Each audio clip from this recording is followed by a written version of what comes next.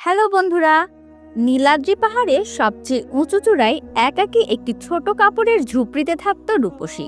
তার রূপ ছিল অসম্ভব সুন্দর, কিন্তু সে ছিল একেবারে একা। বহু বছর ধরে তার কাছে কোনো মানুষের আনাগোনা ছিল না। একদম শান্ত বিকেলে রূপসী পাহাড়ের একদম প্রান্তে বসেছিল। হঠাৎ পায়ের নিচে আওয়াজ পেল। উকি দিয়ে দেখলো হাতে তেলের একটি ছোট্ট শিশি নিয়ে এক বৃদ্ধ মালি ধীরে ধীরে পাহাড় বেয়ে উঠছেন। এতকাল পর কাউকে আসতে দেখে রূপসীর হৃদস্পন্দন হঠাৎ বেড়ে গেল। শুনুন, আপনি এদিকে আসুন। বৃদ্ধ মালি তার ডাক শুনে থমকে দাঁড়ালেন। তারপর ধীরে ধীরে চূড়ার দিকে উঠতে লাগলেন। রূপসী দ্রুত তার দিকে এগিয়ে গেল এবং বৃদ্ধ চূড়ায় পৌঁছানো মাত্রই তার হাত টেনে একটি নির্জন পাথরের দিকে টেনে নিয়ে যেতে লাগলো। কোথায় নিয়ে যাচ্ছ আমাকে? আমার হাত কেন ধরেছ মা? রূপসী কোনো উত্তর দিল না, শুধু দৃঢ়ভাবে তার হাত ধরে রাখলো। একটি উঁচু শান্ত পাহাড়ের কাছে পৌঁছে রূপসী হালকা হেসে জিজ্ঞেস করলো, তুমি কি আমার পায়ে মালিশ করে দিতে পারবে? আমি তো শুধু পুরুষদের মালিশ করি মা, তুমি তো একজন মেয়ে। রূপসী নাটকীয়ভাবে নিজের পা চেপে ধরে বসে পড়ল। ওহ, খুব কষ্ট হচ্ছে, অসহ্য ব্যথা। বৃদ্ধ মালি ইতস্ত করতে করতে দ্রুত কাছে এলেন এবং উদ্বিগ্ন হয়ে বললেন, কোথায় ব্যথা, আমাকে দেখাও। রূপসী তার পা এগিয়ে দিল। বৃদ্ধ মালি তখন সাবধানে তেল লাগিয়ে মালিশ করতে শুরু করলেন। রূপসী চোখ বন্ধ করে এক গভীর শান্তির ছাপ অনুভব করলো, যেন বহুদিনের অপেক্ষা আজ পূর্ণ হলো। সন্ধ্যা গড়িয়ে রাত নামতে শুরু করলে বৃদ্ধ মালি নিচে নামতে চাইলেন, কিন্তু রূপসী তাকে থামিয়ে বলল, এত অন্ধকারে নিচে নামবেন না, আজ এখানেই থেকে যান। বৃদ্ধ মালি কিছুটা দ্বিধা নিয়ে রাজি হলেন। তারা রূপসীর ঝুপড়ির কাছে পৌঁছালেন। বৃদ্ধ মালি দেখলেন ঝুপড়িটি এত ছোট যে সেখানে শুধু একজনই শুতে পারে। রূপসী তখন হেসে বলল, তবে চিন্তা করবেন না, আমরা বাইরে পাথরেই ঘুমাবো। সে একটি মাদুর পেতে বৃদ্ধ মালিকে বসতে বলল। এরপর কাঠ এনে আগুন জ্বালানো এবং দুটো ডিম সিদ্ধ করে বৃদ্ধের সামনে রাখলো। এসব করার কি দরকার ছিল? রূপসী স্নেহের সুরে বলল, খুব ঠান্ডা পড়েছে, এটা খেয়ে নিন, গায়ে জোর পাবেন। বৃদ্ধ মালি ডিম খেতে শুরু করলেন। তিনি জিজ্ঞেস করলেন, তুমি খাবে না? রূপসী রহস্যময় ভাবে উত্তর দিল, আমার ঠান্ডা লাগে না, এগুলো শুধু আপনার জন্যই। বৃদ্ধ মালি তার কথা বুঝতে পারলেন না, তবে ডিম দুটো খেলেন। রাত গভীর হতেই তারা দুজনেই মাদুরে শুয়ে গভীর ঘুমে তলিয়ে গেলেন। পরদিন সকালে হালকা রোদ যখন পাহাড়ে ছড়িয়ে পড়েছে, তখন বৃদ্ধ মালি গভীর ঘুমে। রূপসী চুপচাপ উঠে একটি উঁচু পাহাড়ের ওপর গিয়ে বসলেন। হঠাৎ সে তীব্র যন্ত্রণায় চিৎকার করে উঠল, আমার হাত, মনে হচ্ছে যেন আগুন ধরে গেছে। তার চিৎকার শুনে বৃদ্ধ ধর্মর করে উঠে বসলেন। আতঙ্কিত হয়ে তার কাছে এসে হাঁটু গেড়ে বসলেন। কোথায় ব্যথা, দেখাও। রূপসী তার হাত এগিয়ে দিল। বৃদ্ধ মালি সাবধানে হাতটি স্পর্শ করলেন এবং তেল মালিশ করতে লাগলেন। রূপসী চোখ বন্ধ করে আবার এক অদ্ভুত শান্তিতে ডুবে গেল, যেন এক অন্য জগতে চলে এসেছে। বৃদ্ধ মালি গভীর কণ্ঠে বললেন, তোমার শরীরে এত লুকোনো কষ্ট কেন? দেখে মনে হচ্ছে বছরের পর বছর কেউ তোমার যত্ন নেয়নি। রূপসী নরম সুরে বলল, এখনো পর্যন্ত কেউ নেয়নি, তবে তুমি চাইলে যত্ন নিতে পারো। এই কথা শুনে বৃদ্ধ মালিক কিছুক্ষণের জন্য চুপ হয়ে গেলেন। তার চোখে এক ঝলক আলো দেখা গেল, যা ছিল খানিকটা অজানা দ্বিধার মতো। হঠাৎ রূপসী উঠে দ্রুত একটি বড় পাথরের আড়ালে চলে গেল। বৃদ্ধ মালি অবাক হয়ে পেছনে গেলেন এবং দেখলেন সে লুকিয়ে তাকে দেখছে।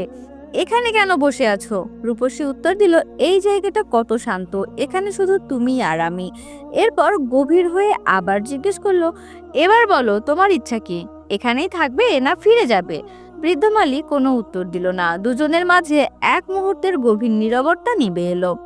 এরপর রূপসী হেসে উঠে দাঁড়ালো, চলো, আজ আমি তোমাকে বিশেষ কিছু খাওয়াবো, তুমি আমার প্রথম অতিথি। তারা ঝুপড়িতে পৌঁছালো। রূপসী আগুন জ্বালিয়ে এবার মাংসের একটি টুকরো ছোট রান্না করতে শুরু করলো। এটা কোথা থেকে এলো? রূপসী হেসে বলল, তোমার আসার আগেও এখানে কেউ এসেছিল, কিন্তু এখন সে অনেক নিচে উপত্যকায়। বৃদ্ধ মালি তার কথা শুনে সামান্য চমকালেন, কিন্তু রহস্যটি নিয়ে আর কিছু বললেন না। খাবার তৈরি হলে দুজনে একসঙ্গে খেলো। সন্ধ্যা নামলো, ঠান্ডা বাতাস বইতে শুরু করলো।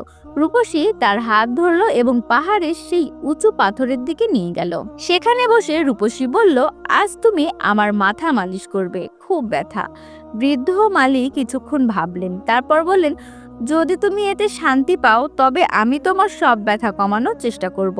তিনি ধীরে ধীরে রূপসীর মাথায় মালিশ করে দিলেন। রূপসী শান্ত হয়ে বসে রইল। এরপর তারা ঝুপড়ির কাছে ফিরে এলো। রূপসী কাঠ জড়ো করে বাইরে আগুন জ্বালালো। দুজনে পাশাপাশি বসলো। রূপসী তার চোখে চোখ রেখে জিজ্ঞেস করলো, তুমি কি একা? তোমার স্ত্রী কি নেই? বৃদ্ধ মালি কিছু বলতে যাবেন, এমন সময় রূপসী হেসে বলল, চিন্তা করো না, আমি তো আছি তোমার জন্য। বৃদ্ধ মালি তার কথা শুনে কিছুক্ষণের জন্য স্তব্ধ হয়ে গেলেন, কিন্তু কোনো উত্তর দিলেন না। রাতে দুজনে আবার মাদুর পেতে পাহাড়ে ঘুমিয়ে পড়ল। সকালের আলো ফুটতেই রূপসী চুপি সারে পাশের একটি উঁচু পাহাড়ে চলে গেল। সেখানে পাথর দিয়ে তৈরি একটি গোল বেদি ছিল। সে বেদির ভেতরে বসে হাউ মাউ করে কাঁদতে লাগলো। কান্নার স্বরে রূপসী বিড়বিড় করলো, এই রূপের কি লাভ, যা আমাকে শান্তি দিতে পারে না। এই যন্ত্রণা আর সহ্য হয় না। আগে যেমন ছিলাম যে সেটাই ভালো ছিল, অন্তত শান্তি তো ছিল। এদিকে বৃদ্ধ মালি জেগে উঠে তাকে না দেখে পাহাড়ে খোঁজা শুরু করলেন। দেখলেন রূপসী সেই গোল বেদির মধ্যে বসে আছে। বৃদ্ধ মালি ধীরে ধীরে তার কাছে এলেন। তার মুখে ছিল গভীর উদ্বেগ। কি হয়েছে? এখানে কেন বসে আছো? রূপসী তাড়াতাড়ি চোখের জল মুছে বলল, কিছু না, এমনি এসেছিলাম, পায়ে একটু ব্যথা করছে। বৃদ্ধ মালি আলতো করে তার পা সোজা করলেন এবং তাকে ঝুপড়ির ভেতরে নিয়ে এলেন। ভেতরে এসে বৃদ্ধ মালি জিজ্ঞেস করলেন, এসব কি? তোমার রোজ ব্যথা হয় কেন? আর ওই পাহাড়ে কেন গিয়েছিলে? রূপসী ফিসফিস করে বলল, এটা আমার সাজা, আর আমি এসবের তোমার জন্যই করেছি। বৃদ্ধ মালি অবাক হয়ে বললেন, আমার জন্য কিভাবে? রূপসীর চোখে এক গভীর রহস্যের চমক দেখা গেল, কিন্তু সে কিছু না বলে দ্রুত বাইরে বেরিয়ে গেল। দুপুরে রূপসী খাবার রান্না করলো এবং দুজনে একসঙ্গে খেলো। বৃদ্ধ মালি বললেন, তুমি আজ একটু বেশিই খেয়ে নিলে। রূপসী হাসলো, তোমার পাশে বসতে ভালো লাগে মনে হয় তাই। বৃদ্ধ মালি বললেন, তুমি খুব অদ্ভুত, কোনোদিন না খেয়ে থাকো, আবার কোনোদিন মাংস রান্না করো। রূপসী হেসে উঠল, কখনো কখনো খিদে পেটে নয়, মনে তৃষ্ণা মেটাতে হয়। বৃদ্ধ মালি গম্ভীর হলেন, তোমার কথাগুলো বড় গোলমেলে, কি বলতে চাও তুমি? রূপসী নরম সুরে বলল, এখন কিছু না, তবে আজ রাতেও এখানেই থাকবে তো? বৃদ্ধ মালি বললেন, তুমি রোজ একই কথা জিজ্ঞেস করো, তবুও আমি থাকি, তুমি চাও তাই থাকবো। কিছু মুহূর্তের নীরবতার পর রূপসী বলল, এখন যেও না, চলে গেলে ব্যথাটা আবার ফিরে আসবে। বৃদ্ধ মালি জিজ্ঞেস করলেন, আজ আবার কোথায় ব্যথা? রূপসী ধীরে ধীরে উত্তর দিল, হৃদয়ে। বৃদ্ধ মালি বললেন, এটা তো আমার কাছে কোনো চিকিৎসা নেই। রূপসী দুষ্টু হেসে বলল, তোমার হাতে জাদু আছে, তুমি হয়তো জানো না। বৃদ্ধ মালি হেসে বললেন, তুমি কি আমার সাথে মজা করছো? রূপসী এবার শান্ত হলো, যদি মজা করতাম তাহলে তুমি এতক্ষণ আমার কাছ থেকে দূরে চলে যেতে। এরপর বলল, চলো তোমাকে একটা জায়গা দেখাই। তারা পাহাড়ের অন্য পাশে একটি ছোট গুহায় গেল। এখানে তো অন্ধকার। রূপসী বলল, এই জন্যই আমার এটা পছন্দ, এখানে কোনো মুখ নেই, কোনো আয়না নেই। এই গুহা তোমার জন্য নয়, এটা আমার অতীতের জন্য। বৃদ্ধ মালি বললেন, তোমার ভেতরে অনেক কিছু লুকোনো আছে, আর অনেক কিছু ভুলে যাওয়াও। রূপসী তার কাঁধে মাথা রেখে বলল, স্মৃতি বয়স দিয়ে নয়, হৃদয় দিয়ে আটকে থাকে, তুমি আমাকে পাল্টে দিয়েছ। বৃদ্ধ মালি বললেন, না, তোমাকে ফিরিয়ে আনছি। পরদিন সকালে মেয়েটি আবার সেই গোল বেদির কাছে বসেছিল। বৃদ্ধ মালি কাছে এসে বলল, এখানে রোজ আসো কেন? রূপসী বলল, এই জায়গাটা শান্ত, আর এই নীরবতার মধ্যে নিজের কথা শোনা যায়। আজ সে বলল, আমার বা কাঁধে ব্যথা করছে, একটু রেখে দাও। বৃদ্ধ মালি মালিশ করতে লাগলেন। তিনি জিজ্ঞেস করলেন, এখানে তো ঠান্ডা, ব্যথা হবে কেন? রূপসী চোখ বন্ধ করে বলল, কিছু ব্যথা শরীরে নয়, আত্মায় থাকে, তুমি যখন স্পর্শ করো সব থেমে যায়। বৃদ্ধ মালি জিজ্ঞেস করলেন, আমি তো তেল লাগাই, এত প্রভাব কেন? রূপসী বলল, তুমি জানো না তুমি আমার কাছে কি। রূপসী তাকে একটি পুরনো ঝর্ণার কাছে নিয়ে গেল। বৃদ্ধ মালি জিজ্ঞেস করলেন, আগে কেন দেখাওনি? রূপসী উত্তর দিল, কারণ এই জায়গাটা শুধু তাদের জন্য যারা ভেতরের দিকে বইতে সাহস রাখে। বৃদ্ধ মালি বললেন, আজ তোমাকে অন্যরকম লাগছে। রূপসী পাল্টা প্রশ্ন করল। আর তুমি? তোমাকে তো রোজ নতুন লাগে। আমি রোজ বদলানোর চেষ্টা করি, কিন্তু ভেতরে একই থাকি। বৃদ্ধ মালি ধীরে ধীরে ও ভারী স্বরে জিজ্ঞেস করলেন, যেন উত্তরটা আগে থেকেই জানেন তবুও শুনতে চান। রূপসী একটা লম্বা নিঃশ্বাস নিল, চোখ নামালো, তার কণ্ঠে সামান্য কম্পন। তারা যারা নিজেকে ঘৃণা করতে শুরু করে, যারা আয়নায় নিজের মুখ দেখাও দেখতে পারে না, যাদের কাছে নিজের নিজের ছায়াই বোঝা যায়, বৃদ্ধ মালি শুধু তাকে দেখতে লাগলেন। তাদের মাঝে ঘন নীরবতা ছড়িয়ে পড়ল। পাহাড় থেকে আসা ঠান্ডা বাতাস তাদের পাশ দিয়ে বয়ে যাচ্ছিল, কিন্তু কেউ কোনো কথা বলল না। অবশেষে বৃদ্ধ মালি ধীরে ধীরে জিজ্ঞেস করলেন, এই সব কিছু তুমি কিভাবে সহ্য করো? রূপসীর কণ্ঠস্বর ক্ষীণ ছিল, কিন্তু স্পষ্ট। সহ্য নয়, হয়তো অপেক্ষা। বৃদ্ধ মালি জিজ্ঞেস করলেন, কিসের অপেক্ষা? রূপসী উত্তর দিল, তোমার নীরবতা ভাঙার। তার ঠোঁট সামান্য কাঁপুনি ছিল, চোখের কোণে চিকচিক করছিল জল। বৃদ্ধ মালি শুধু তাকে দেখতে লাগলেন, যেন তার চোখে কোনো পুরনো গল্প পড়ছেন। পরের দিন সকালে যখন আকাশে হালকা আলো ছড়িয়ে পড়েছে আর পাহাড়ের চারপাশে পাতলা চাদর ভাসছে, মেয়েটি আবার সেই উঁচু চূড়ায় গেল। গোল বেদির ভেতরে বসে চোখ বন্ধ করে ধীরে ধীরে বিড়বিড় করতে লাগলো। রূপসী বিড়বিড় করলো, আমি আমার পাপের জন্য ক্ষমা চাইছি। আমি আমার ভুল স্বীকার করছি। শুধু আমার শান্তি ফিরিয়ে দাও। এই রূপ, এই যৌবন আমার দরকার নেই। তার কণ্ঠে ক্লান্তি, ভয় আর আশা সব মিশে গিয়েছিল। কিন্তু তখনই পেছন থেকে বৃদ্ধ মালির পায়ের শব্দ এলো। তিনি চুপচাপ কাছে এসে তার কথা শুনতে লাগলেন। বৃদ্ধ মালি অবশেষে বললেন, তোমার চোখে এমন কিছু আছে যা আমি বহু বছর আগে অন্য একজনের মধ্যে দেখেছিলাম। রূপসী ফিসফিস করে জিজ্ঞেস করলো, কার মধ্যে? বৃদ্ধ মালি বললেন, একজন নারী, খুব সুন্দরী, খুব জেদি, কিন্তু মনটা খুব নরম। তার চোখেও এই বোঝা ছিল যেন কোনো ভারী গোপন কথা লুকিয়ে আছে। রূপসী চোখ ফেরাতে চাইল, কিন্তু বৃদ্ধ মালির গভীর দৃষ্টি এড়াতে পারল না। বৃদ্ধ মালি বললেন, আমি জানি তুমি কিছু লুকোচ্ছ, কিন্তু আমি অপেক্ষা করতে পারি যতক্ষণ না তুমি নিজের সব বলতে প্রস্তুত হও। ঠিক তখনই দূর আকাশে তীব্র বিদ্যুৎ চমকালো, আর পরের মুহূর্তেই বৃষ্টির ফোঁটা তাদের মুখে এসে পড়ল। মেয়েটি সামান্য কেঁপে উঠল। তুমি একজন নারীর কথা বলছিলে। বৃদ্ধ মালি কিছুক্ষণ নীরব রইল, তারপর ধীরে ধীরে বলল, সে চলে গিয়েছিল, আর আমি বহু বছর ধরে তার ফিরে আসার অপেক্ষায় ছিলাম। রূপসীর চোখ জলে ভরে উঠল। বৃদ্ধ মালি বললেন, যদি সেই নারী ফিরে আসে, আমি তাকে কিছু জিজ্ঞেস করব না, শুধু চাইবো সে যেন আমার সাথে সুখে থাকে। মেয়েটির ঠোঁটে কথা আটকে গেল। রূপসী কাঁপতে কাঁপতে জিজ্ঞেস করলো, যদি সেই নারী আমি হই? বৃদ্ধ মালি সেখানে থমকে গেলেন, যেন তার শ্বাস বন্ধ হয়ে গেছে। রূপসী চোখ নামিয়ে বলল, আমি সে, যে তোমাকে বহু বছর আগে ছেড়ে চলে এসেছিলাম। বৃদ্ধ মালির চোখ ভিজে গেল। তুমি আমার রূপসী?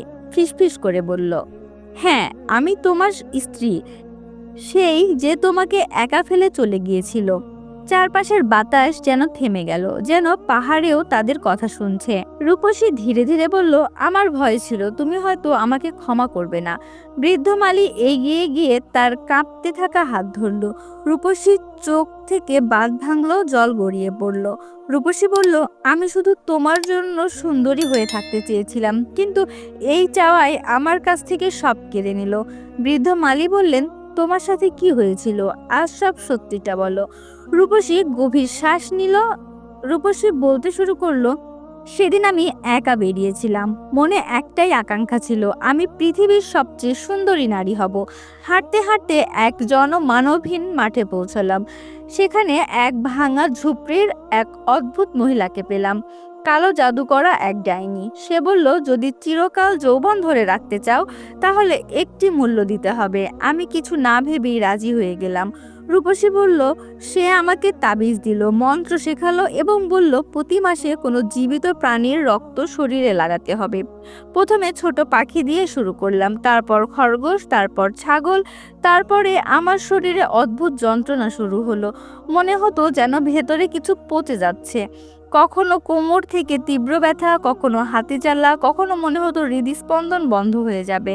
তখন আমি একজন ওঝার কাছে গেলাম। তিনি সব শুনে বললেন, তুমি প্রকৃতির সাথে বিদ্রোহ করেছো। এখন মুক্তি শুধু অনুতাপের মাধ্যমে মিলবে। তোমাকে একা পাহাড়ে গিয়ে থাকতে হবে এবং নিজের পাপের প্রায়শ্চিত্ত করতে হবে। তিনি এও বললেন যে যাকে তুমি ছেড়ে এসেছো তাকে ফিরিয়ে আনো, তোমার স্বামীকে, যার মন তুমি ভেঙেছো, তার সেবা করো, তার নীরবতার ঋণ শোধ করো। বৃদ্ধ মালির চোখে তখন জল ভাসছিল। তিনি হেসে তার হাত ধরে বললেন, তুমি যে পাপ করেছো তা স্বীকার করাই সবচেয়ে বড় অনুতাপ। তখন আবার কুয়াশায় ছেয়ে গেল, কিন্তু তাদের মধ্যে কোনো পর্দা ছিল না, কোনো মিথ্যা ছিল না। হঠাৎ রূপসীর শরীরে একটা ঝাঁকুনি অনুভূত হলো এবং সে আগের মতো হয়ে গেল। খুব বেশি সুন্দরী বা রূপসী নয়, কিন্তু এবার তার মন ও শরীর দুজনেই শান্তি পেল। তারপর তারা দুজনে সেখান থেকে তাদের বাড়িতে ফিরে গেল এবং সুখে শান্তিতে বাকি জীবন কাটাতে লাগলো। বন্ধুরা, এই ছিল আমাদের আজকের ভিডিওটি আপনাদের কাছে কেমন লাগলো তা অবশ্যই কমেন্ট করে জানাবেন আমাদেরকে। ভিডিওটি ভালো লাগলে অবশ্যই লাইক দিবেন এবং বেশি বেশি শেয়ার করবেন, আর আমাদের চ্যানেলটি সাবস্ক্রাইব করতে ভুলবেন না কিন্তু। ধন্যবাদ সবাইকে।